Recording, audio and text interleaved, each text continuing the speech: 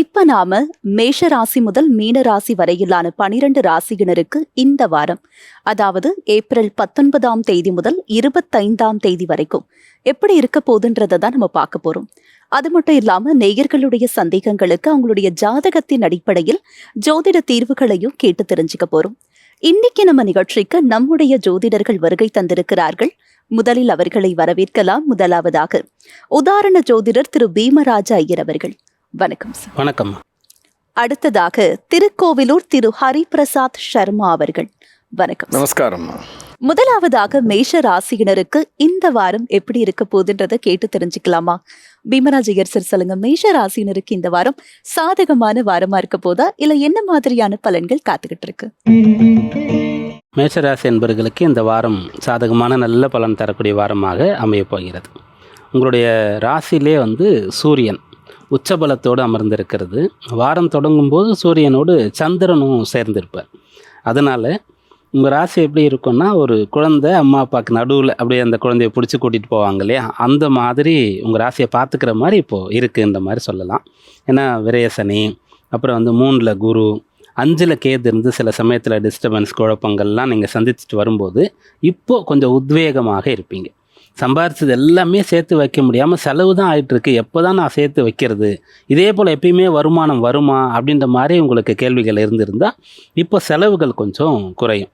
நானே தான் இவ்வளோ காலம் கஷ்டப்பட்டு உழைச்சிட்ருக்கேன், ஆனால் நல்ல பேர் கிடைக்கல, கஷ்டப்படாதவங்களாம் நல்ல பேர் கிடைக்குது அப்படின்ற ஆதங்கம் இருந்தால் நல்ல பெயர் கிடைக்கும். ஏன்னா சூரியன் ராசிக்குள்ளே வரும்போது உங்ககிட்ட இருக்கக்கூடிய நல்ல குணங்கள் வெளிப்படும், நீங்கள் வெளியில் தெரிய வருவீங்க. அந்த லைம் லைட்னு சொல்லுவோம் இல்லையா, அப்படி ஒரு புகழ், பெயர், பிரபல்யம்னு சொல்லக்கூடிய ஒரு வெளிச்சம், அந்த ஒரு விஷயம் கிடைக்கிறதுக்கான அம்சம்லாம் அந்த சூரியன் ராசியில் வரும்போது கிடைக்கும். அதனால் இந்த வாரம் உங்களுக்கு சாதகமாக இருக்கிறது. மற்றவர்களுடைய ஆதரவும் கிடைக்கும், நீங்களும் உத்வேகத்தோடு இருப்பீங்க. இதனால் வரைக்கும் முயற்சி பண்ணி கிடைக்காத விஷயங்கள் இந்த வாரத்தில் உங்களுக்கு கிடைக்கப் போகிறது. சார், மேஷ ராசி நேயர்களுக்கு நல்லதொரு வார்த்தைகளை சொல்லியிருக்கீங்கன்னே சொல்லலாம் சார். தொடர்ந்து ரிஷப ராசினருக்கு இந்த வாரம் எப்படி இருக்க போகுது சார்? ரிஷபராசி என்பவர்களுக்கு தொடர்ந்து இந்த வாரமும் சாதகமாக இருக்குது அப்படின்றது தான் சொல்லணும். ராசியாதிபதியாக இருக்கக்கூடிய சுக்கிரன் ராசிக்கு 12ஆம் இடத்துல இருக்கார். இந்த வாரம் தொடங்கக்கூடிய இந்த நாள்லேயே அவர் ராசிக்குள்ளே வரப்போகிறார். ராசிக்குள்ளே சுக்கிரன் ஆட்சி பலம் பெறுவது அப்படின்னு சொல்லக்கூடியது. 11ஆம் இடத்துல செவ்வாய், புதன், சனின்னு சொல்லக்கூடிய 3 கிரகங்கள் இருக்கிறது. அதனால் நீங்கள் சரியான வழியில் பயணப்படுவீங்க. உங்களுடைய ஆசைகள், அபிலாஷைகள் அதெல்லாம் நிறைவேறும். தேவையான பண வரவுலாம் உங்களுக்கு கிடச்சிட்ருக்கும். இதெல்லாம் சாதகமாக இருக்கிறது. கவனமாக இருக்க வேண்டிய ஒரு விஷயம் என்னென்னா, 12ல் சூரியன் இருக்கார். 4ஆம் இடமான சுகஸ்தானத்தில் கேது. இந்த வாரம் தொடங்கும் போது சந்திரன் 12ல் இருந்து பூர்த்தி ஆகும்போது 4ஆம் இடத்துக்கு போய் கேதுவோடு சேருவார். அப்போது விதி மீறல்கள் செய்யும்போது மாட்டிப்பீங்க. ஆசைகள் அதிகமாக இருக்கும்போது, தீய பழக்கம் இருக்கக்கூடியவர்கள், சிற்றின்ப நாட்டம் போன்ற விஷயங்கள்னால உங்களுடைய செல்வமோ ஆரோக்கியமோ பெயரோ போன்ற விஷயங்களுக்கு இழுக்கு வரக்கூடிய ஒரு வாய்ப்பு இருக்கிறது. அதனால் பருவ வயதில் இருக்கக்கூடியவங்க, தீய பழக்கத்தை கை கொண்டு இருக்கக்கூடியவர்கள், தீய வழியிலையாச்சும் பொருளை சம்பாரிச்சணுன்ற எண்ணம் இருக்கக்கூடிய சிலர், இவங்கெல்லாம் கட்டாயம் இந்த வாரத்தில் கவனமாக இருக்கணும். மற்றபடி நேர் வழியில் பயணிக்கக்கூடிய ரிஷபராசி அன்பர்கள் எல்லோருக்குமே இந்த வாரம் சாலச் சிறந்ததாக அமையும். சார், ரிஷப ராசி நேயர்களுக்கு இந்த வாரம் எப்படி அமைய போகுதுன்னு சொல்லியிருக்கீங்க. தொடர்ந்து மிதுன ராசினருக்கு இந்த வாரம் எப்படி இருக்க போகுது? குறிப்பா வீட்லையும் வெளியையும் அவங்களுடைய சூழ்நிலை எவ்வாறு இருக்க போகுது? மிதுன ராசி என்பவர்களுக்கு இந்த வாரத்தில் ஒரு ரிலீஃப் கிடைக்கும். உங்களுடைய அலுவலகத்தில் வேலையை செய்யக்கூடிய இடத்துல ஏதாவது நெருக்கடி, முரண்பாடுகள், அதிகமாக வேலை வாங்கினது, அல்லது உங்களுக்கு கிடைக்க வேண்டிய சலுகைகள், உயர்வு போன்ற விஷயங்களை நிறுத்தி வச்சது, உங்களுக்கும் உங்களுடைய பாஸ்க்கும் ஒத்து போகாமல் இருந்தது, அதெல்லாம் கொஞ்சம் கொஞ்சமாக சரியாக போகிறது. 10ஆம் இடம் வலுத்து இருக்குது, அதனால் உத்தியோக பலம் ரொம்ப நல்லா இருக்குன்னு கடந்த வாரங்களில் சொல்லிகிட்டே இருந்திருப்பேன். அந்த இடத்துல 10ஆம் இடம் வலிமையாக இருந்தாலும் சூரியன் சனியுடைய சேர்க்கை இருந்ததுனால ஏதோ ஒரு நெருக்கடி இருக்கத்தான் செய்யும். அதை உங்களுடைய சமயோசித்தமான அந்த புத்தியினால், கிளவராக இருக்கிறதுனால நீங்கள் ஓரளவுக்கு மெயின்டைன் பண்ணியிருப்பீங்க. இப்போ அந்த சூரியன் 11ஆம் இடத்துக்கு வந்துட்டார். அதனால் ஒன்று, உங்களுக்கு நிறுத்தி வைக்கப்பட்ட சலுகைகள்லாம் கிடைக்க போகிறது, அல்லது யார் உங்களுக்கு நெருக்கடி கொடுத்தாரோ அவர் விடுப்பு எடுத்துடுவார் இந்த வாரத்தில், இல்லை ட்ரான்ஸ்ஃபர் ஆகி போயிடுவார், இல்லைனா அவரோட சர்வீஸே முடிஞ்சு ரிட்டையர்ட் ஆகிடுவார். அப்படின்ற மாதிரி இருக்கும். அதே போல் தான் வேறு எங்கேயுமே உங்களுக்கு யார் வந்து நெருக்கடி கொடுத்தாங்களோ, யார் உங்களுக்கு முன்னேற்றத்திற்கு தடையாக இருந்தார்களோ, கஷ்டப்படுத்தினார்களோ, அவர்களுடைய பலம் குறைய போகிறது, உங்களுக்கு பலம் வந்து கூட போகிறது அப்படின்ற மாதிரி இந்த வாரத்தில் பலன் சொல்லலாம். சார், மிதுன ராசிக்கு இந்த வாரம் எப்படி அமைய போகுதுன்றது ரொம்ப விரிவாகவே சொல்லியிருக்கீங்க. தொடர்ந்து மற்ற ராசிகளுக்கான வார பலன்களை பார்க்கறதுக்கு முன்னாடி நேயர் ஒருவர் சந்தேகம் கேட்டிருக்காங்க. என்னன்னு பார்க்கலாம் சார். மருது பாண்டியன் தென்காசியில பன வடலிச்சத்திரம் என்ற ஊர்ல பிறந்திருக்காங்க சார். பிறந்த தேதி 2/7/1993 காலை 11:47 மணிக்கு பிறந்திருக்காங்க. ஐயா, என் மகனுக்கு 33 வயதாகியும் இன்னும் திருமணம் அமையவில்லை. எப்போது திருமணம் நடக்கும்? சொந்தத்தில் அவனுக்கு திருமணம் அமைய வாய்ப்பு இருக்கிறதா? அவனுக்கு திருமணம் செய்தால் தந்தைக்கு ஆகாது என்று ஒரு ஜோதிடர் சொன்னார். இது பற்றி கொஞ்சம் பார்த்து சொல்லுங்கள்னு கேட்டிருக்காங்க சார். ஜாதகர் பிறந்தது கேட்டை நட்சத்திரம் 3ஆம் பாதம், விருச்சிக ராசி, லக்னம் கன்னியா லக்னத்தில் பிறந்திருக்கார். எப்போ திருமணம் நடக்கும்? 33 வயசு ஆயிடுச்சு, இது வரைக்கும் நடக்கலை. கல்யாணம் பண்ண அப்பாவுக்கு ஆகாதுன்னு சொல்கிறாங்க. இதில் முதல்ல வந்து இவருடைய திருமணத்திற்கும் தந்தைக்கும் தொடர்பு இருக்கிறதா, இவர் கல்யாணம் பண்ணால் அப்பாவுக்கு ஏதாவது கண்டங்கள் வருமா அப்படின்ற விஷயத்தை நம்ம பார்க்கணும். ஏன்னா அதான் பிரதானமான ஒரு கேள்வி. இப்போது ஒரு பொண்ணு கல்யாணம் பண்ணிட்டு வர்றதுனால அந்த குடும்பத்துக்கு பிரச்சனை வரும், மாமனார் மாமியாருக்கு பிரச்சனை வரும், அல்லது ஒரு பொண்ணுக்கு சரியான பொருத்தம் இல்லாத திருமணம் பண்ணி வைக்கும்போது அந்த கணவனையே அது பாதிக்கும் அப்படின்ற மாதிரிலாம் நிறைய பேர் வந்து புரிதல் வச்சுருக்காங்க. ஒருத்தரால் ஒருத்தருடைய ஜாதகத்தில் அவருடைய ஆயுள் பாவம்லாம் வந்து மாறவே மாறாது. அப்படி மாறுச்சுன்னு சொன்னால் ஒருத்தர் பிறக்கும்போது அவர் ஜாதகத்தில் அவருக்கு ஆயுள் பாவம்னு ஒன்று இருக்குது, ஆயுர்தாய கணிதம்னு ஒன்று இருக்குது. அதெல்லாம் போட்டு இவர் இவ்வளோ வயசு இருப்பார்னு ஜாதகத்தில் எழுதியிருப்பாங்க. பழைய ஜாதகங்கள்லாம் கையில் எழுதும்போது இவரை வந்து இவ்வளோ ஆயுசு இருப்பார்னு எழுதியிருப்பாங்க. அப்போ வேற ஒருத்தர் அது வந்து மாற்றினா அப்போ இவருடைய ஜாதகம் பொய்யாயிடும் இல்லையா? அதனால் நீங்கள் இப்படி ஒரு லாஜிக்கோட யோசனை பண்ணி பார்க்கும்போது இது இல்லை அப்படின்ற மாதிரி முடிவு பண்ணிடலாம். அதனால் இந்த விஷயத்தை இங்கேயே விட்டுடலாம். அது மாதிரி ஒரு விஷயம் கிடையாது, அப்படி வந்து நடக்க போகிறது இல்லை. ஆனால் ஒருத்தருடைய வருகையினால் குடும்பத்தில் அல்லது ஒருத்தர் வந்து சேர்றதுனால ஒருத்தருக்கு மாற்றங்கள் நடக்கும். எப்படின்னா, இந்த ஜோதிட சாஸ்திரத்துலேருந்து மன்னர்கள் காலத்திலலாம் வந்து பயன்படுத்தும் போது எப்படி பயன்படுத்துவாங்கன்னு சொல்லியிருக்காங்கன்னா, ஒரு தேசத்தை ஆளக்கூடிய ராஜாவுக்கு வந்து எப்போ டைம் சரியாக இல்லையோ அவருடைய ஜாதகத்தை எப்படியாவது பக்கத்தில் அண்டை தேசத்தில் இருக்கக்கூடியவங்க கைப்பற்றிடுவாங்க.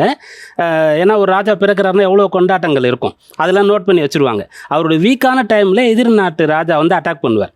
அப்போ இங்கே இருக்கக்கூடிய ராஜாவுக்கு வந்து மந்திரி பிரதானிகள் அந்த ஆஸ்தான ஜோதிடர்லாம் என்ன பண்ணுவாங்கன்னா, அந்த காலகட்டத்தில் மிகச்சிறந்த யோக திசை இருக்கக்கூடிய ஒரு பொண்ணை வந்து கல்யாணம் பண்ணி வச்சுருவாங்க. கல்யாணம் பண்ண உடனேயே அந்த கங்கணத்தை கட்டிக்கிட்டே அவர் வந்து அந்த பொண்ணை திலங்க இட்டு விடுவாங்க, போய் போரில் ஜெயிச்சுட்டு வந்துடுவார். அப்படி சாதகமான விஷயங்களை மாற்றிக்கொள்ள முடியும். வறுமையில் இருக்கக்கூடிய ஒருத்தர் வந்து திருமணத்தினால வசதி ஆக முடியும், வசதியாக இருந்தவர் ஒன்றும் இல்லாமல் போயிடலாம். இப்படிலாம் நடக்கலாம். தவிர ஆயுளுக்கு பங்கம் வராதுன்னு நிறைய சொல்லலாம். இப்போது நம்ம நேரம் கருதி ஒரு சிறிய அளவுக்கு சொல்லி இருக்கிறோம். இதுக்கப்புறம் இவருடைய திருமணம் எப்படி இருக்குது அப்படின்னு பார்க்கும்போது, கலத்திரக்காரகன் சுக்கிரன்னு சொல்லக்கூடியவர் கன்னியா லக்னத்திற்கு 9ஆம் இடத்தில் ஆட்சி பெற்று இருந்தாலும் கேதுவோடு சேர்ந்துட்டார். அதனால் திருமணம் தடை தாமதம் ஆகிறது. 33 வயசு ஆகியும் கூட. சந்திரன் அப்படின்னு சொல்லக்கூடியவர் நீச்சமாயிட்டார். இவருக்கும் குழப்பங்கள் இருக்கிறது. அந்த சந்திரனோடு ராகு சேர்ந்திருக்கார் அப்படின்னு சொல்லக்கூடிய விஷயங்கள். அதனால் இவருக்கு திருமணம் தாமதமாயிருக்கிறது. அப்புறம் இந்த ஜாதகத்துக்கு நன்மை செய்யக்கூடியவர்கள் எப்பயுமே நம்ம சொல்லுவோம், லக்னாதிபதி, பூர்வ புண்ணியாதிபதி, பாக்கியாதிபதி. அதில் லக்னாதிபதி புதன் வக்கரம் அடைந்துட்டார். பூர்வ புண்ணியாதிபதி சனின்னு சொல்லக்கூடியவர் வக்கரம் அடைஞ்சு 6ஆம் இடத்துல இருக்கார். பாக்கியாதிபதி சுக்கிரன் கேதுவோட சேர்ந்துட்டார். அப்போது அண்ணா அடிக்கடி சொல்லுவார், மதியால் வெல்லலாம் விதியன்னு. அந்த சந்திரனும் நீச்சமாய் ராகுவோட சேர்ந்துட்டார். அதனால் இவருக்கு வந்து அந்த திருமணம்ன்ற ஒரு பாக்கியம் வந்து சரியான வயசில் நடக்காமல் போயிடுச்சு. நடக்குமா நடக்காதா? லக்னத்திலேயே அந்த கலத்திரஸ்தானாதிபதி குரு இருந்து 7ஆம் பாவத்தை பார்க்குறார். திருமணம் உண்டு. எப்போ நடக்கும்? தசாபுக்தி. இவர் வந்து புதன் மகா திசையில் பிறந்தார். கேது தசை முடிந்து இப்போ சுக்கிர தசையினுடைய கடைசி புக்தி கேத்துடைய புக்தியில் இருக்கார். சுக்கிரன் தான் திருமணத்தை நடத்தி கொடுக்கணும். ஆனால் அவர் பலம் இழந்துட்டதுனால நடத்தி கொடுக்க முடியாத ஒரு நிலை இருக்கிறது.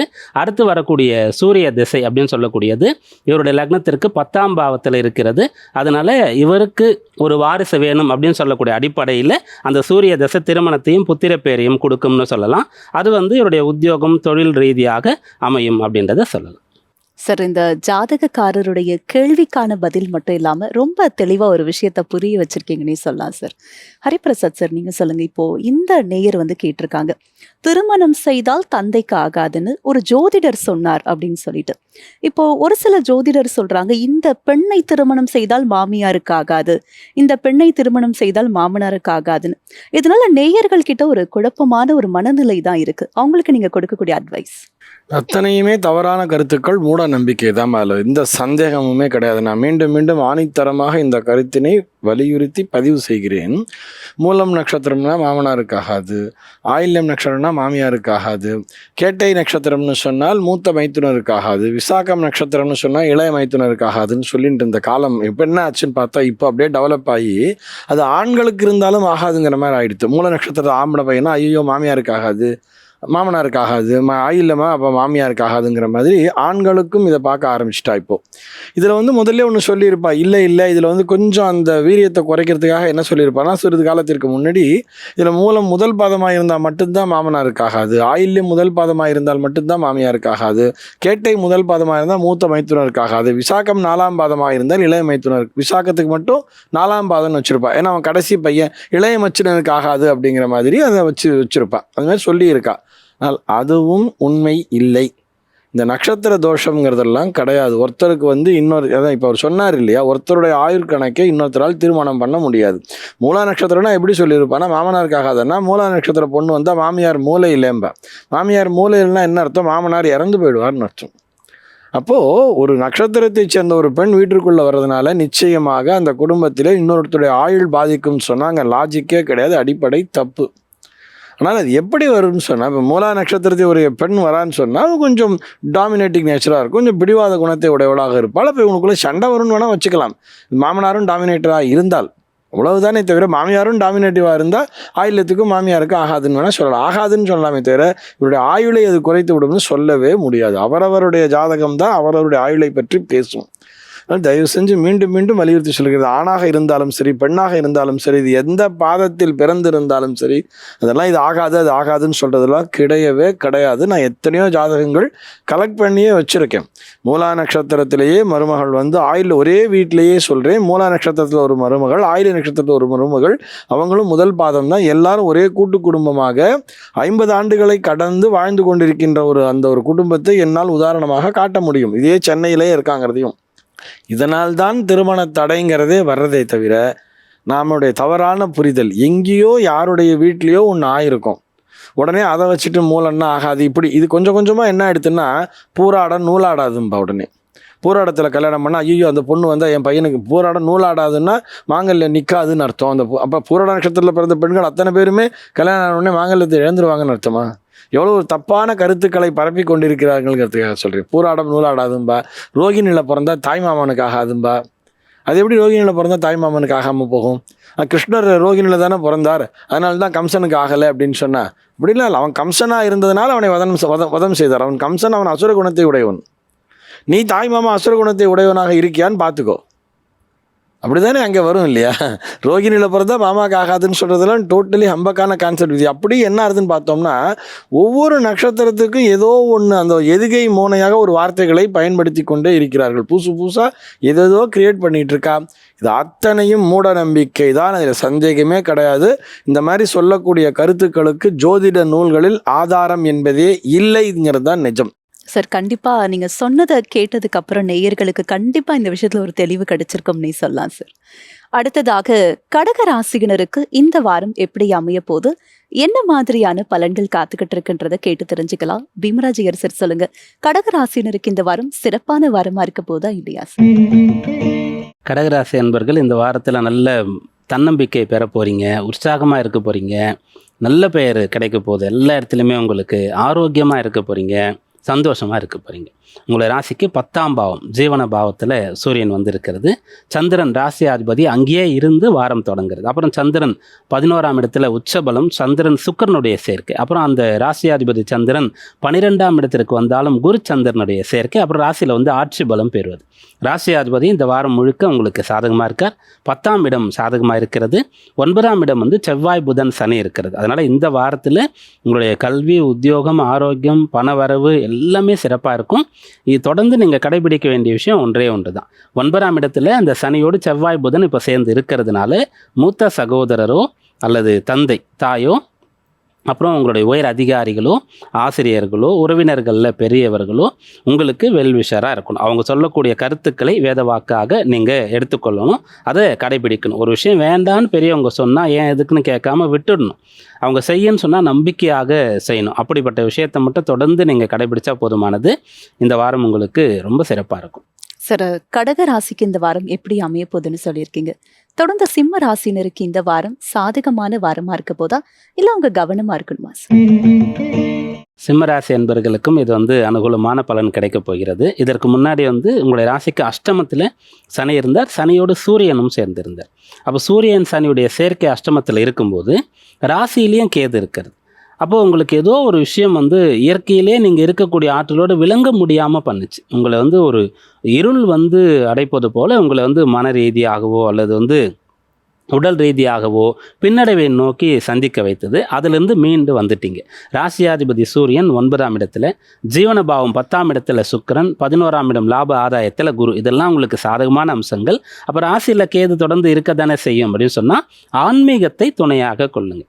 தினந்தோறும் காலையில் உங்களுடைய வேலையை தொடங்குறதுக்கு முன்னாடி ஒரு கோயிலுக்கு போகிறது அல்லது வீட்டில் பூஜை அறையில் இறை வழிபாடு பண்ணுறது.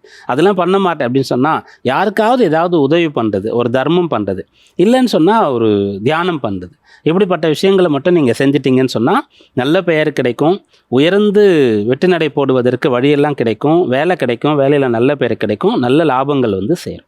சார், சிம்ம ராசினர் இந்த வாரம் எப்படி செயல்பட்டா நல்லதுன்றதை ரொம்ப அழகா தெளிவுபடுத்திருக்கீங்க. தொடர்ந்து கன்னி ராசினருக்கு இந்த வாரம் எப்படி அமைய போகுது சார்?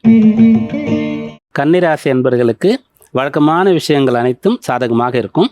புதுசாக ஒரு விஷயம் பண்ண போகிறீங்க இந்த வாரத்தில் அப்படின்னு சொன்னால், கல்யாணத்துக்காக பார்த்துட்டு இருக்கீங்கன்னா இதுதான் நமக்கான ஒரு ப்ரொஃபைல்ன்றது முடிவு பண்ணுறதுக்கு கொஞ்சம் டைம் எடுத்துக்காங்க.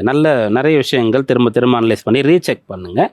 அஷ்டமத்தில் சூரியன் இருக்கும்போது அந்த ஒரு விஷயம். 7ஆம் இடத்துல சனி செவ்வாயுடைய சேர்க்கை இருக்கும்போது யாராவது உங்களுக்கு இடையூறுகள் கொடுத்தாலும் கூட நீங்கள் கண்ணும் காணாமல் கடந்து வந்துடுங்க. துஷ்டார கண்டா தூர விலகுன்னு சொல்லுவாங்களே, அப்படிப்பட்ட ஒரு விஷயத்தை மட்டும் நீங்கள் கடைபிடிங்க. அதுபோல் உங்களுக்கு விருப்பமே இல்லாமல் மற்றவர்கள் உங்களை தூண்டினாலும் கூட, ஒரு பிஸ்னஸ் பண்ணுறதுக்கு வா, இல்லை வேலையை விட்டுரு, இல்லை ப்ரப்போஸ் பண்ணுறாங்க, லவ் பண்ணுறாங்கன்னு சொல்லிட்டு அதை விட நீங்கள் ரொம்ப சுமூகமாக ஈஸியாக கடந்து வந்துடணும். நாகரீகமாக ஒரு ப்ராப்ளம் பண்ணாமல் அவங்கள மதிப்பு குறைவாக நடத்தாமல் கடந்து வந்துடுறது நல்லது. அப்படியான விஷயங்களை மட்டும் நீங்கள் கடைபிடிச்சிங்கன்னா போதுமானது. வழக்கமான உங்களுடைய அனைத்து விஷயங்களும் சாதகமாக இருக்கும். சார், கன்னி ராசினருக்கு இந்த வாரம் எப்படி அமைய போகுதுன்னு சொல்லியிருக்கீங்க. தொடர்ந்து மற்ற ராசிகளுக்கான வார பலன்களை பார்க்கறதுக்கு முன்னாடி நேயர் ஒருவர் சந்தேகம் கேட்டிருக்காங்க. என்னன்னு பார்க்கலாம் சார். சோபனா சென்னையில பிறந்திருக்காங்க சார். பிறந்த தேதி 30/11/1998 காலை 6:42 மணிக்கு பிறந்திருக்காங்க. ஐயா, என் மகள் அமெரிக்காவில் வேலை தேடி கொண்டிருக்கிறார். அவருக்கு அங்கே வேலை கிடைக்குமா? அவரது திருமணம் எப்போது நடக்கும்னு கேட்டிருக்காங்க. ஜாதகர் ரேவதி நட்சத்திரம், மீன ராசியில் பிறந்திருக்காங்க.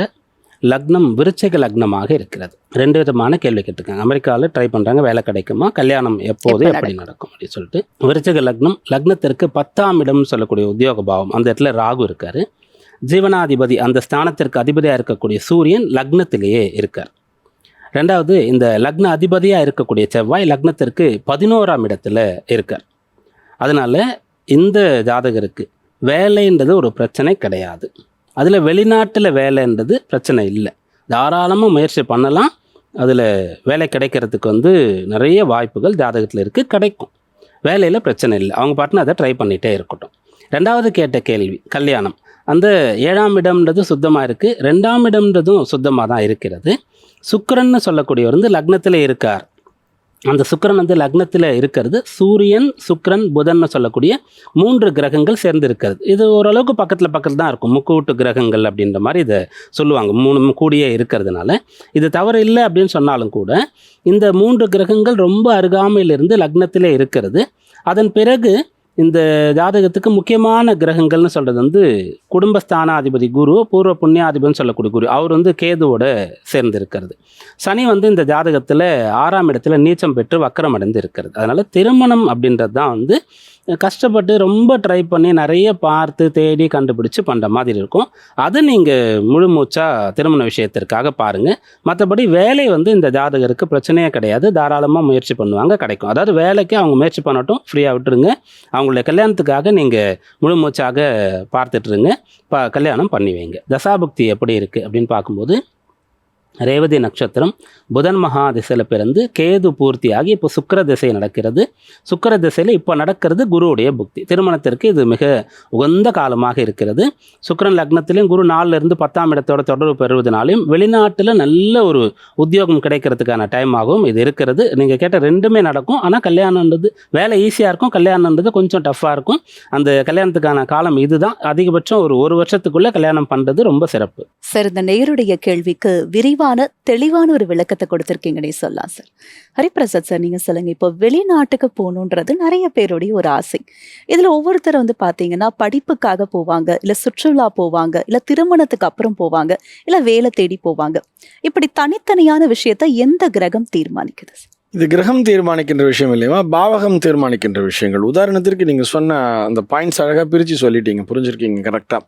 திருமணத்தின் அடிப்படையில் இவர்கள் அந்நிய தேசம் செல்வார்கள் அப்படின்னு சொன்னால் அந்த 7ஆம் பாவகம் தான் அந்த இடத்துல வேலை செய்யும். 7ஆம் இடமும் 10ஆம் இடமும் ஒன்றோடு ஒன்று தொடர்பு கொள்ளும். லைஃப் பார்ட்னர்ஷிப் எங்கே இருக்காரோ அங்கே தான் உத்தியோகங்கிறது உங்களுக்கு அமையும், அல்லது உத்தியோகம் எங்கே அமைகிறதோ அங்கே லைஃப் பார்ட்னர்ஷிப் அமையுங்கிறது அடிப்படையில் கொண்டு அது தீர்மானித்து விடுகிறது. இப்போ இந்த நேயரியை கூட எடுத்துக்கலாமே. இவங்களை எடுத்துக்கும் பொழுது 10ஆம் இடத்துல ராகு இருக்குது. உங்களுக்கு உத்தியோகம்லாம் ஒரு பெரிய விஷயமே கிடையாது, ஈஸியாக கிடைச்சிடுங்கிறது ஆணித்தரமாக சொல்லிட்டார். ஏன்னா 10ஆம் இடத்திற்கு அதிபதி சூரியனும் லக்னத்திலேயே இருக்கார். நல்ல உயர்ந்த பதவி, லக்னத்திலேயே சூரியன் சுக்கிரன் புதன் ஒரு 3 கிரகங்கள் வலிமையாக இருக்கிறதுன்னு பொழுது இந்த பெண் நிச்சயமாக நல்ல உத்தியோகத்தில் இருப்பாருங்கிறது ஒரு பாயிண்ட். அதே மாதிரி 7ஆம் இடத்திற்கு அதிபதி லைஃப் பார்ட்னர்ஷிப்புக்கு அதிபதி யாருன்னு பார்த்தோம்னா சுக்கிரன் தான். அந்த சுக்கிரனும் லக்னத்திலேயே இருக்கும் பொழுது அப்போது இப்படி லக்னம்ங்கிறது இவர்களை பற்றி பேசும். அப்போ இங்கே எப்படி விளக்கம் சொல்லலாம்னு சொன்னால், எந்த காரணத்தினாலோ உத்தியோகத்தின் அடிப்படையிலோ இல்லை வேறு காரணங்களாகவோ இந்த பெண் ஒரு இடத்திலும் அந்த வரக்கூடிய லைஃப் பார்ட்னர் ஒரு இடத்திலையும் கண்டிப்பாக இருக்க மாட்டார்கள். நிச்சயமாக இருவரும் ஒன்றாகத்தான் இருப்பார்கள். ஏன்னா 7ஆம் இடத்திற்கு அதிபதி லக்னத்திலேயே இருக்குது. அப்போ கண்டிப்பாக இருவரும் ஒன்றாகத்தான் இருப்பார்கள்ங்கிற ஒரு விஷயம் சொல்கிறது. ஆனால் இந்த லக்னாதிபதி அப்படின்னு சொல்லப்படக்கூடிய செவ்வாய் 11ல் இருக்காருன்னு சொல்லியிருக்காருன்னு நினைக்கிறான்னா, அதுவும் நல்லா தான் இருக்குது. அப்போ நினைத்ததை சாதிக்கக்கூடிய அம்சங்கிறதும் இருக்குது. லக்னாதிபதியும் பவர்ஃபுல்லாக தான் இருக்கார். இப்போ 7ம் நன்னா இருக்குது, லக்னமும் நன்னா இருக்குது. 7ஆம் இடத்துக்கு அதிபதி லக்னத்திலே இருக்கும்பொழுது இந்த பெண் கணவரோடு சேர்ந்து தான் வாழ்வாள்ங்கிறத சொல்லிடுறது. அதே மாதிரி 10ஆம் இடத்திற்கு அதிபதி சூரியனும் அதே லக்னத்திலேயே இருக்கும் பொழுது அப்போ இருவரும் ஒரே இடத்திலே பணிபுரிபவர்களாக இருப்பார்கள். வேலையும் பிரச்சனை இல்லை, கல்யாணமும் பிரச்சனை இல்லை. இந்த பொண்ணை பொறுத்தவரை ஒரே பிரச்சனை என்னன்னா அமெரிக்காங்கிற ஒரு விஷயம் மட்டும்தான். நீ அமெரிக்காவில் தான் வேலை பார்க்கணுங்கிற கட்டாயம் இல்லையே. இல்லை இந்த பக்கம் யூரோப்பியன் கண்ட்ரீஸில் பாருங்க, இது எல்லாமே பார்த்தா இங்கிருந்து ஒரே டைரக்ஷனில் தான் இருக்கும். இவங்க பிறந்த பூமியிலேருந்து நம்ம எடுத்துட்டோம்னா இந்தியாவை பொறுத்த வரைக்கும் அது அத்தனையும் வடமேற்கு திசையில் தான் இருக்கிறது. ஆனால் எல்லாருக்குமே நமக்கு ஃபாரினில் இருக்கான் பையன், ஃபாரினில் இருக்கான் பொண்ணுன்னு சொன்னால் முன்னாடி வந்து நிற்கிறது அமெரிக்காங்கிறது தான் ஃபஸ்ட்டு நிற்கிறது. அமெரிக்காவில் தான் ஃபாரின், அப்படி இதெல்லாம் மிச்சதெல்லாம் ஃபாரினே இல்லையா என்ன? மற்ற தேசங்களில் தேடலாமே, அவர்களுக்கு எங்கே வாய்ப்பு இருக்கிறதோ அங்கே தேட சொல்லுங்கள், கண்டிப்பாக உத்தியோகம் கிடைக்கும்னு அவங்களுக்கு நம்ம சொல்கிறோம். இந்த கல்யாணத்திற்கான நேரம் சுக்கிர திசை குரு புக்திங்கிறது நடக்கிறதுன்னு சொன்னால் இந்த நேரத்தை கண்டிப்பாக மிஸ் பண்ணிடாதீங்க. நமக்கு பொண்ணு நல்லா சம்பாதிக்கிறா, கை நிறைய காசு இருக்குது, எப்போ வேணால் நினச்சா கல்யாணம் பண்ணலாம்னு நினைக்கிறோம் இல்லையா, அங்கே தான் தப்பு பண்ணுறோம். இப்போ இந்த பெண்ணை பொறுத்தவரை திருமணமும் உத்தியோகமும் ஒன்றோடு ஒன்று இன்டர்லிங்காக இருக்குங்கிறத எக்ஸ்பிளைன் பண்ணியாச்சு. அப்போ நீங்கள் முதலில் திருமணத்திற்கு பாருங்கள். அந்த பையன் ஒரு ஜெர்மனியில் இருக்கான், இல்லை ஒரு கனடாவில் இருக்கான், இல்லை வேறு ஏதாவது ஒரு யூரோப்பியன் கண்ட்ரீஸில் இருக்கானே வச்சுப்போம். அப்போ நீ கல்யாணம் பண்ணிட்டு போனீங்கன்னா அந்த இடத்துல உனக்கு உத்தியோகம் என்பது கண்டிப்பாக கிடைக்கும். நீ வேலை பார்க்கக்கூடிய ஆள் தான், பிரச்சனையே இல்லை. உன்னுடைய திருமணத்தின் மூலமாக கூட நீ அந்நிய தேசம் செல்வதற்கான வாய்ப்புங்கிறது இருக்குது. நீங்கள் கேட்ட கேள்விக்கு நான் வந்துட்டேன். இப்போ உங்களுடைய கொஸ்டின் வந்து எதன் மூலமாக ஒரு சுற்றுலாக்காக ஒரு அந்நிய தேசம் போகணும்னு சொன்னால் 9ஆம் பாவகம் என்பது தொடர்பு கொள்ளும். அது ஒரு ஆன்மீக சுற்றுலா கூட அந்நிய தேசம் போகிறவாள்லாம் இருக்கா. அங்கே வந்து அந்த ஊரில் ஒரு சக்தி பீடம் இருக்குது, இல்லைனா இலங்கைக்கு போய் ராமாயணம் நடக்கிறதெல்லாம் பார்க்க இலங்கை கூட அந்நிய தேசம் தான். அந்த மாதிரி போகிறவெல்லாம் இருக்கா இல்லையா. இது ஆன்மீக சுற்றுலா சம்மந்தப்படும் பொழுது இங்கே 9ஆம் இடம்ங்கிறது தொடர்பு கொள்ளும். அதே மாதிரி இல்லை நான் ஜஸ்ட் என்ஜாய் பண்ணுறதுக்காக போகிறோம், ஒரு ஹனிமூனுக்காக நாங்கள் ஃபாரின் போகிறோம் அப்படின்னு சொன்னால் அது 5ஆம் இடம் என்பது தொடர்பு கொள்ளும். அது ஜாலிக்காக என்ஜாய் பண்ணுறதுக்காக போகக்கூடியது. கல்விக்காக அந்நிய தேசம் போகிறார்கள்னு சொன்னால் அது 4ஆம் இடம் என்பது அங்கே தொடர்பு கொள்ளும். இது ஒரு குறிப்பிட்ட தனிப்பட்ட கிரகத்தை வைத்து மாத்திரமல்ல, இது வந்து இந்த பாவகங்கள் அப்படிங்கிறது பிரதானமான இடத்தினை பிடிக்கும். நம்ம கிரகங்கள்னு எடுத்துட்டோம்னா அந்த உத்தியோகஸ்தானத்தோடு சந்திரன் சம்பந்தப்பட்டால் கடல் கடந்து செல்லக்கூடிய அம்சம்ங்கிறது இருக்கும். நீர் கிரகம், நீரை தாண்டி செல்வாய், கடல் கடந்து செல்லக்கூடிய அம்சம்ங்கிறது சந்திரனை அடிப்படையாக சொல்லுவார்கள். 10ஆம் பாவத்தில் ராகுவோ கேத்துவோ இருந்துட்டாலும் ஃபாரினுக்கு போக முடியும் அப்படிங்கிறத சொல்லுவாய். இப்போ இவர்களுக்கு 10லே ராகு இருக்குங்கிறத சொல்லியிருக்கார். அப்போ 10ஆம் இடம்ங்கிறது 10ல் ராகுங்கிறது இருக்கும்போது அந்நிய தேச பணி அப்படிங்கிறது நல்லபடியாகவே அமையும் அப்படிங்கிற ஒரு விஷயத்தையும் சொல்லலாம். 9ல் குரு இருந்தாலும், ஓடி போனவனுக்கு 9ல் குருன்னு சொல்கிறா இல்லையா, 9ஆம் பாவத்திலே குரு இருந்தாலும் திரைக்கடல் ஓடக்கூடிய அம்சம். ஓடி போனவனுக்கு 9ல் குருன்னு சொன்னால் திரைக்கடல் ஓடியும் திரவியம் தேடக்கூடிய அம்சத்தை குருவானவர் கொடுத்துடுவார்னு அர்த்தம். அந்த மாதிரி இந்த 9லே குரு இருந்தாலும் அந்நிய தேசம் செல்லக்கூடிய வாய்ப்புங்கிறது கிடைக்கும். அனைத்தையும் தீர்மானிக்கக்கூடியது பாவகங்கள் தான். உத்தியோக அடிப்படையிலே அந்த 10ஆம் பாவகம் என்பதுதான் அங்கே பிரதானமான இடத்தினை பிடிக்கும். அடுத்ததாக துலா ராசியினருக்கு இந்த வாரம் எப்படி அமைய போது, சாதகமான வாரமா இருக்க போதா இல்லையான்றதை கேட்டு தெரிஞ்சுக்கலாம். பீமராஜ் சார் சொல்லுங்க, துலா ராசியினருக்கு இந்த வாரம் அற்புதமான வாரமா இருக்க போதா இல்ல அவங்க கவனமா இருக்குமா? துலா ராசி என்பவர்களுக்கு இந்த வாரம் அனுகூலமாக இருக்கும். உங்களுக்கு பணம் வர வேண்டி இருந்தால் அதற்காக முயற்சி செய்யலாம். வீட்டில் ஏதாவது நல்ல காரியங்கள், சுப காரியங்கள் ஏதாவது ஆரம்பிக்கணும்னா ரைட் டைம் இது, தாராளமாக நீங்கள் ஆரம்பிக்கலாம். பயணங்கள் செய்கிறதுக்கான அம்சம் சாதகமாக இருக்கிறது, அதை செய்யலாம். அதன் பிறகு வந்து கடன் அடைக்கிறதுக்கான ஒரு விஷயம் நீங்கள் ஆரம்பிக்கலாம் அப்படின்னு சொன்னால் தாராளமாக செய்யலாம். இப்போ அடைக்க ஆரம்பிச்சிங்கன்னா கொஞ்சம் கொஞ்சமாக மொத்த கடனையும் அடைக்க ஆரம்பிச்சிருவீங்க. உடல் உபாதையை சரி செய்து கொள்ளக்கூடிய இந்த வைத்தியம் வந்து நல்லபடியாக இப்போது கை கொடுக்கும். இதெல்லாம் உங்களுக்கு சாதகமாக இருக்கிறது. உங்களுடைய ராசிக்கு 7ஆம் இடத்துல சூரியன், அந்த சூரியன் சந்திரனோடு சேர்ந்து இருந்து இந்த வாரம் தொடங்குகின்றது. ராசியாதிபதியாக இருக்கக்கூடிய சுக்கிரன் 7லிருந்து 8ஆம் இடத்திற்கு வாரம் தொடங்கும் போதே வந்துடுறார். அதனால் மனமானவர்கள், ஏற்கனவே கொஞ்சம் பிரச்சனையாக இருக்கக்கூடியவர்கள் மட்டும் கவனமாக இருக்கணும். அதே போல் பணியாற்றக்கூடிய இடத்துல கூட வேலை பண்ணுறவங்க கொஞ்சம் டிஸ்டர்ப் பண்ணிட்டே இருக்காங்க அப்படின்னு சொன்னால் அங்கே கொஞ்சம் கவனமாக இருக்கணும். ரொம்ப ரியாக்ட் பண்ணிவிட்டு அதை நீங்கள் ஒரு காம்ப்ளிகேட்டாக பண்ணக்கூடாது. மற்றபடி யாரோடெல்லாம் உங்களுக்கு வந்து சரியாக வருமோ எந்த பிரச்சனை இல்லை. யாரோடு எனக்கு ஒத்து வராது, சரியாக வராதுன்னு நினைக்கிறீங்களோ அவங்களிடத்திலிருந்து மட்டும் விலகி இருந்தால் போதுமானது. மற்ற அனைத்து விஷயங்களும் இந்த வாரத்தில் சாதகமாக இருக்கும். சார், அப்ப நீங்க சொன்னதுல இருந்தே ஒரு விஷயம் தெளிவாகுது. துலா ராசி நேயர்களுக்கு சாதகமான வாரமா இருந்தாலும் ஒரு சில விஷயங்கள்ல கவனமா செயல்படணும் அப்படின்னு. தொடர்ந்து விருச்சிக ராசி நேயர்களுக்கு இந்த வாரம் எப்படி அமைய போகுது சார்? விருச்சிக ராசி என்பவர்களுக்கு அனுகூலமான நல்ல பலன்கள் இந்த வாரத்தில் கிடைக்கப் போகிறது. 6ல் சூரியன் உச்சமாகிறதுன்றது ரொம்ப விசேஷம். எதுக்காகவாது நீங்கள் பயந்துட்டு இருந்தீங்க அப்படின்னு சொன்னால் இப்போ உங்களுக்கு தைரியம் வந்துடும். அது படிப்பாக இருக்கலாம், புதுசாக சேர்ந்த வேலையாக இருக்கலாம், புதுசாக ஒரு ஊருக்கு போயிருக்கீங்க, ஒரு நாட்டுக்கு போயிருக்கீங்க, நம்ம அவசரப்பட்டு வந்துட்டோமோ, இங்கெல்லாம் நம்மளால் இருக்க முடியுமோ அப்படின்ற மாதிரிலாம் இருந்தால் அது சரியாகும். அப்படியாக கடன் சுமையாக இருக்கலாம், அல்லது ஏதாவது ஒரு உடல் உபாதை இருக்குதுன்னு மருத்துவர் சொல்லி கொஞ்சம் காலம் ட்ரீட்மெண்ட் எடுக்கணும்னு யாருக்காவது சொல்லி இருந்தால் கூட அதை பற்றி கவலைப்படாமல் நீங்கள் மெடிக்கேஷனில் இருந்தீங்கன்னா கட்டாயமாக அது உங்களுக்கு சரியாகும். அப்படியாக சத்துரு ஜெயத்தை 6ஆம் இடத்துல உச்சபலம் பெற்றிருக்கக்கூடிய சூரியன் கொடுப்பாரு. 7ல் வந்து இருக்கக்கூடிய சுக்கிரன் வந்து உங்களை சந்தோஷமாக பார்த்துப்பார். கவலை இல்லாமல், பயம் இல்லாமல், பணத்திற்கு நிறைய கஷ்டப்படாமல், மற்றவங்களோட வந்து சண்டை சச்சரவுன்னு இல்லாமல் ரொம்ப சுகவாசியாக இருக்கக்கூடிய ஒரு பலனை வந்து அந்த சுக்கிரன் உங்களுக்கு கொடுப்பார். அதனால் அஷ்டமத்தில் குரு இருந்தாலும் கூட 6, 7ஆம் பாவங்கள் சாதகமாக இருக்கிறதுனால இந்த வாரத்தில் எதெல்லாம் பயமாக இருக்கிறதோ அதெல்லாம் சரி பண்ணிடுறது.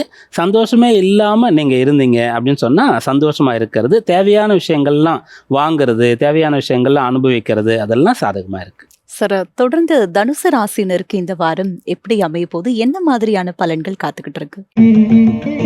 தனுர் ராசி என்பவர்களுக்கு 5ஆம் இடத்துல சூரியன்னு சொல்லக்கூடியது ரொம்ப சிறப்பு. பாக்யாதிபதி பூர்வ புண்ணியத்தில் இருக்கார் அப்படின்றது வந்து பெயர் புகழ் கிடைக்கக்கூடிய யோகம். பிள்ளைகளால் சந்தோஷப்படுவீங்க. பிள்ளைகளுக்கு வந்து விரும்பிய இடத்துல படிக்கிறதுக்கான வாய்ப்பு கிடைக்கிறது, கல்யாணத்துக்கு பொண்ணு பையன் கிடைக்கிறது, பிள்ளைங்க பேரில் சொத்து வாங்குறது, உங்களுடைய சொத்துக்களை அவங்க பேரில் எழுதி கொடுக்கக்கூடிய வயோதிக நிலையில் இருக்கக்கூடியவங்க அதை பண்ணுறது, இப்படிப்பட்ட விஷயங்கள்லாம் சாதகமாக இருக்கிறது. அரசாங்க ஆதரவு வேணும், அரசாங்க ரீதியாக ஒரு அனுகூலம் வேணும், எதுக்காவது பர்மிஷன் அப்ரூவல் வேணும்னு சொன்னால் அதெல்லாம் நீங்கள் அடையிறது அப்படின்னு சொல்லி சாதக பலன்கள் இருக்கிறது. 6ல் சுக்கிரன் இருக்கார். அதனால் கடன் தேவைன்னு சொன்னால் நீங்கள் முயற்சி பண்ணலாம். உங்களை நம்பி வந்து தனி நபரோ அல்லது வங்கிகளோ கடன் கொடுக்கக்கூடிய ஒரு அம்சம் இருக்கிறது. அந்த கடனை வாங்கி வீடு கட்டக்கூடிய பணியை வந்து தொடர்ந்து முடிக்கணும். உங்களுடைய பிஸ்னஸில் ஒரு தொய்வு இருக்கிறது, யார்ட்டையாவது பண உதவி பெற்று அதை வந்து சரி பண்ணி பிஸ்னஸை நீங்கள் நல்லா மீட்டு பெரிய அளவுக்கு கொண்டு வரணும்னு சொன்னால் அதெல்லாம் இந்த வாரத்தில் தாராளமாக செய்யலாம்.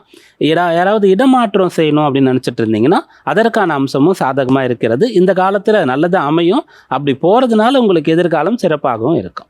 சார், சாதகமான பலன்கள் எந்தெந்த விஷயங்களை காத்துக்கிட்டு இருக்குன்றத ரொம்ப அழகாகவே தெளிவுபடுத்திருக்கீங்க. தொடர்ந்து மற்ற ராசிகளுக்கான வார பலன்களை பார்க்கறதுக்கு முன்னாடி நேயர் ஒருவர் சந்தேகம் கேட்டிருக்காங்க. என்னன்னு பார்க்கலாம். பார்க்கலாம் சார். நித்யஸ்ரீ மயிலாடுதுறையில பிறந்திருக்காங்க சார். பிறந்த தேதி 14/3/1999 இரவு 9:50 மணிக்கு பிறந்திருக்காங்க சார். ஐயா, என் மகளுக்கு எப்போது திருமணம் நடக்கும்? திருவோண நட்சத்திரத்திற்கு விசாக நட்சத்திர மணமகன் பொருந்தி வருமானு கேட்டிருக்காங்க சார். ஜாதகர் பிறந்தது திருவோண நட்சத்திரம் 3ஆம் பாதம் மகர ராசி, லக்னம் துலா லக்னமாக இருக்கிறது. 2 கேள்வி, எப்போ திருமணம் நடக்கும், அப்புறம் விசாக நட்சத்திரம் பொருந்துமா அப்படின்றது. இதில் விசாக நட்சத்திரம் பொருந்துமா அப்படின்னு கேட்குறாங்கன்னு சொன்னால், இப்போ திருவோணத்துக்கு விசாகம்னு சொன்னால் 22வது நட்சத்திரமாக வரும். 7வது நட்சத்திரம் 22வது நட்சத்திரம், வதம் வைநாசிகம் அப்படின்ற மாதிரி அந்த நட்சத்திர ரீதியாக பொருத்தம் பார்க்கும்போது சொல்கிறது உண்டு. ஆனால் அது வந்து மேஜர் ரோல் வந்து ப்ளே பண்ணாது. இந்த காலத்தில் அதற்கு ரொம்ப முக்கியத்துவம் கொடுக்க வேண்டாம். ஆனால் வந்து பொருத்தமே பார்க்க வேண்டாம் சொல்லுவார், நட்சத்திர ரீதியாக அதையுமே முடிவு பண்ண வேண்டாம்னு சொல்லுவார். இதை விட இன்னும் எல்லாரும் ஏற்றுக்கொள்கிற மாதிரி லாஜிக்காக சொல்லணும்னு சொன்னால், இப்போது இந்த நட்சத்திர பொருத்தம் அப்படின்னு சொல்கிறது வந்து பார்த்து முடிவு பண்ணணும் அப்படின்றத விட ஜாதக ரீதியாக இப்போது நீங்கள் ஒரு பையனை பார்க்குறீங்கன்னா அவருடைய லக்ன பாவம் எப்படி இருக்கிறது, ஜீவன பாவம் எப்படி இருக்கிறது, புத்திர பாவம் எப்படி இருக்கிறது, இந்த கேரக்டர் எப்படி இருக்கிறது அப்படின்றதெல்லாம் நீங்கள் ஜாதகத்தில் பார்த்து இந்த பையனுக்கு நம்ம பொண்ணை கொடுக்கலாமா அப்படின்றத முடிவு பண்ணுறது இந்த காலத்துக்கு சரியானதாக இருக்கும். நட்சத்திரத்தை பார்க்கறது ஒருவேளை வந்து போன ஜென்ரேஷன் அதுக்கு முன்னாடி ஜென்ரேஷனில் வேணால் ஒத்து வந்ததாக இருக்கலாம். இப்போது அப்படி பார்க்க வேண்டிய அவசியம் இல்லை. அந்த வதம் வைநாசிகன்றது வந்து மிகப்பெரிய தீங்கு ஏற்படுத்தக்கூடிய ஒரு அம்சம் இப்போ கிடையாது. எப்போ திருமணம் நடக்கும் அப்படின்னு பார்க்கும்போது துலா லக்னம்னு நம்ம பார்த்தோம். அந்த லக்னத்திற்கு 7ஆம் இடத்துல சனி மற்றும் சுக்கிரனுடைய சேர்க்கை இருக்கிறது. அப்போ 7ல் சனி இருக்கார் துலா லக்னத்துக்குன்னா அவர் வந்து நீச்ச பலத்தை அடைஞ்சிருக்கார். அப்போ கலத்திர காரகன்னு சொல்லக்கூடியவர் வந்து நீச்ச கிரகத்தோடு சேர்ந்திருக்காரு. அந்த நீச்ச கிரகம் 7ஆம் இடத்திலே இருக்கார். 7ஆம் அதிபதி அந்த சப்தமாதிபதினு சொல்லக்கூடிய செவ்வாய் லக்னத்திலே இருக்கார். அப்போது அந்த சுக்கிரன் செவ்வாயுடைய பரிவர்த்தனை ஏற்பட்டிருக்கிறது. அதனால் இந்த ஜாதகருக்கு வந்து திருமணம் அப்படின்ற பாக்கியம் உண்டு, திருமணம் நடக்கும். அது வந்து அவ்வளோ ஈஸியாக இருக்காது. கொஞ்சம் உங்களுக்கு திருமண விஷயத்தில் முடிவு பண்ணுறது வந்து கஷ்டமாக தான் இருக்கும். ரொம்ப குழப்பங்கள் உங்களுக்கு இப்போயே வந்தது ஒரு குழப்பம் தான். அதுபோல் குழப்பங்கள் வரும். ஒருத்தருக்கு பிடிச்சா ஒருத்தருக்கு பிடிக்காது. நீங்கள் ஓரளவுக்கு பேசி கூட பின்னாடி ரிட்டன் வரத்துக்கு பேக் வரத்துக்கு யோசனை பண்ணுறதுக்கெல்லாம் கூட வாய்ப்பு இருக்கிறது. அந்த நீச்ச கிரகம் அந்த சனி 7 இருக்கிறது. சனி செவ்வாய் நேரடியாக 1-7 இருந்து பார்த்து கொள்வது அப்படின்னு சொல்கிறது. அதனால திருமணத்துக்கு நீங்கள் ரொம்ப முக்கியத்துவம் கொடுத்து பார்க்க வேண்டியது அவசியம். அதன் பிறகு வந்து சந்திர திசை செவ்வாய் முடிந்து இப்போ ராகு திசையில் கடைசி பார்ட் ராகு தசையுடைய செவ்வாயுடைய புக்தி நடந்து கொண்டு இருக்கிறது. இதுவே சரியான காலம்தான். இந்த வருஷம் டிசம்பர் மாதம் வரைக்கும் திருமணத்துக்கான யோகம் இருக்கிறதுன்னு சொல்லலாம். ஏன்னா அந்த செவ்வாயுடைய புக்தின்னு சொல்கிறோம். செவ்வாய் 7 கூடையவர், அது இல்லாமல் பரிவர்த்தனை 7ஆம் இடத்தை பார்க்கறது, நிறைய தொடர்புகள் அதில் இருக்கிறது. இது ரைட் டைம், இந்த டிசம்பருக்குள்ளே கல்யாணம் பண்ணுங்க அப்படின்னு சொல்லலாம். இதற்கு பிறகு வரக்கூடியது வந்து குரு மகா திசை. அந்த குரு திசைன்றது இந்த துலா லக்னம் இந்த மகர ராசி ரெண்டுத்துக்குமே பெரிய அளவிற்கு சாதக பலனை கொடுக்கறதுக்கான வாய்ப்பு குறைவு தான். அது தசையில் சுய புக்தி வந்துடும். அதனால் இந்த டைமில் நீங்கள் பார்த்து பண்ணுறது நல்லது. அந்த திருமண விஷயத்தில் ரொம்ப தெளிவாக இருந்து ஒவ்வொன்றையும் எல்லாத்தையும் முதல்லையே ஃபுல்லாக செக் பண்ணிவிட்டு ஒரு முடிவை எடுத்த பிறகு என்ன துணிக கர்மம்ன்ற மாதிரி முடிவு எடுத்து பண்ணாதான் அது சிறப்பாக நடக்கும். சார், இந்த நேயருடைய கேள்விக்கு திருப்திகரமான ஒரு விளக்கத்தை கொடுத்துருக்கீங்கன்னே சொல்லலாம் சார். ஹரிபிரசாத் சார், நீங்கள் சொல்லுங்கள். நம்ம நிகழ்ச்சியின் மூலமாக அடிக்கடி நீங்க தெளிவுபடுத்தக்கூடிய ஒரு விஷயம் மனப்பொருத்தம் போதும் அப்படின்னு. ஆனாலும் நேயர்களுக்கு தொடர்ந்து அது தொடர்பான சந்தேகங்கள் வந்துட்டே இருக்கு. இன்னும் பெரிய ஒரு சந்தேகம் என்னன்னா, காதல் திருமணத்துக்கு கூட ஜாதகம் பார்க்கணுமா, அதுல வந்து தெளிவு பெற்றுக்கொள்ள வேண்டுமா அப்படின்னு அவங்களுக்கு நீங்க தெளிவுபடுத்துங்க சார். மனப்பொருத்தம் அப்படின்னு சொல்றோம் இல்லையா, மனப்பொருத்தம் எப்பொழுது வரும்னு சொன்னா ஜாதகத்திலே கிரகங்கள் பொருந்தி இருந்தால் மட்டும்தான் மனப்பொருத்தம் என்பதே வரும்.